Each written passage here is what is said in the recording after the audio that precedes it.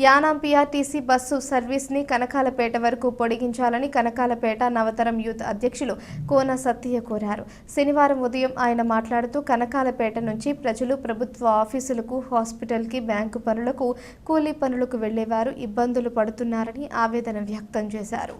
గతంలో పీఆర్టీసీ bus service Kanakalapeta వరకు నడిచేదని, bus రాకపోకలు లేకపోవడంతో వాహనాలు లేని వృద్ధులు, స్థానిక గ్రామస్తులు ఇబ్బందులు పడుతున్నారని అన్నారు. పీఆర్టీసీ బస్సు కనకాలపేట నుండి సావిత్రినగర్ వరకు నడపవలసి ఉండగా కేవలం యానాం సావిత్రినగర్ వరకు మాత్రమే బస్సు నడుస్తుందన్నారు. పీఆర్టీసీ బస్సుని కనకాలపేట వరకు నడపాలని పుదుచ్చేరి ట్రాన్స్పోర్ట్ కమిషనర్, పుదుచ్చేరి ముఖ్యమంత్రి ఎన్ రంగస్వామి, యానాం ఎమ్మెల్యే అశోక్, పరిపాలనాధికారి మునిస్వామికి గతంలో గ్రామస్తులు వినతిపత్రం అందించినప్పటికీ ఎటువంటి ప్రయోజనం లేదన్నారు. ఇప్పటికైనా స్థానిక ప్రజాప్రతినిధులు, నాయకులు, అధికారులు స్పందించి కనకాలపేట ప్రజలు ఎదుర్కొంటున్న సమస్యను పరిష్కారం దిశగా ఆలోచించాలని మరొకసారి విజ్ఞప్తి చేశారు. వెంటనే పీఆర్టీసీ బస్ సర్వీస్ను కనకాలపేట వరకు పొడిగించి ప్రజలకు బస్ సర్వీస్ను అందుబాటులోకి తీసుకురావాలని కోరారు. ఆ బస్సుల మీద ఇప్పటికీ కూడా కనకాలపేట టు సాగుతున్నారనే రాసి ఉంటుంది.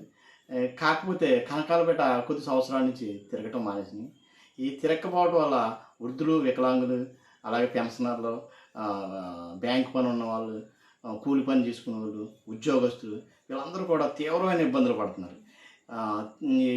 ఒకవేళ వృద్ధులు, వికలాంగులు యానం చేరుకోవాలంటే హాస్పిటల్కి కానీ దేనికైనా చేరుకోవాలంటే మధ్యలో ఒక డంపింగ్ యార్డ్ పోవడం, ఆ డంపింగ్ యార్డ్ దగ్గర కుక్కలు, పశువులు ఉండటం వల్ల ఈ వృద్ధులు, వికలాంగుల్ని కరవటం, పడవటం చాలా నరకయాతన అనమాట.